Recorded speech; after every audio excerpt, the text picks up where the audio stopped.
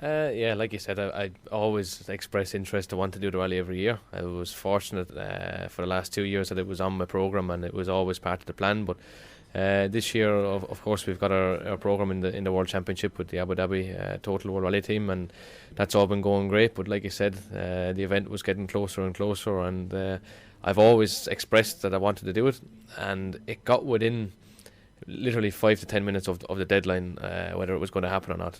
And I had the space of, I would say 5 minutes to gather a fair chunk of money. And I started to make phone calls on Patrick's Day. In the middle of the Patrick's Day parade in Waterford City, I found the lobby of a hotel, and I've got my head down over the space of 5 or 10 minutes to get the money together, and I made phone calls. A lot of local companies, a lot of national companies, and managed to get the deal together. I suppose Eugene Donnelly was one of the bigger cases that came to help me with Lakeland Tire Service, and that got me a fair bit of the way there. And then I was able to call Bobby back, give him the green light, and we're ready to start. I mean, it's rally drivers kind of go through that kind of thing of having to find budget. When was the last time you were scraping around like that? It was a long time ago, I may tell you. I've had to do a lot of scraping and rummaging over the years to try and find seats and that, but to actually go knocking on the doors, cold calls, and giving them a deadline of 5 minutes, it was hard, I have to say. And when I was starting the calls, it was quite cheapish. But then I said, look, it's either pee in the pot or get off it. I'm going to have to ask the question, and if I really want to do this rally, this is the way I have to go about it. So.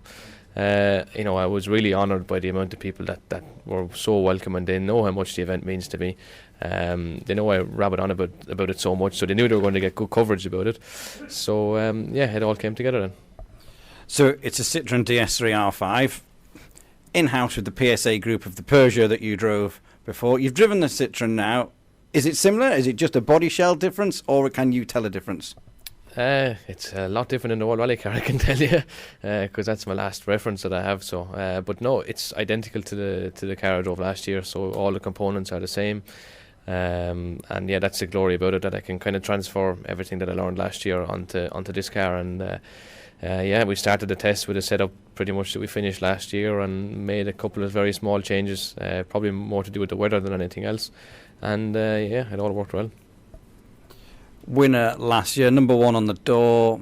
There's a fair few people want to topple you this year. Who do you see as your closest rival?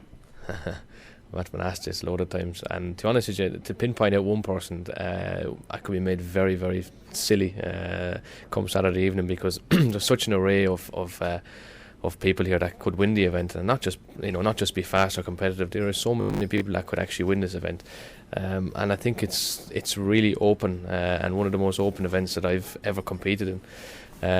If I was to pinpoint out a couple, obviously Elvin is on top of his form after his couple of wins in WRC2. Keith Cronin, we've not crossed paths for a long time. I know a lot of the people back down my way and down Keith's way are anxious to see how we're going to get on head to head in the same car.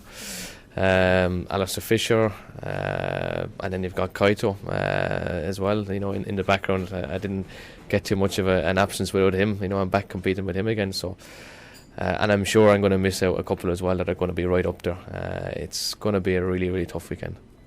When you came here last year, there's obviously the championship points at stake and everything like that. This year, you haven't got that pressure, so it is.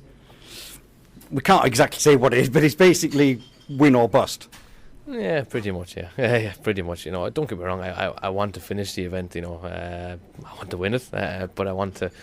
I think you have to be clever about this one. The conditions are not going to be like any other Circuit of Ireland rally. We've had wet weather last year, but in those years we've had dry weather leading up to it, and it was just wet roads. Where now we've got proper wet roads, a little bit similar to what we would have seen perhaps back in the World Championship days in Rally Ireland. It's going to be proper muddy and slippy, lots of water, standing water, perhaps snow. There's snow forecast on Saturday, so it's going to be a real mixed bag. Yeah.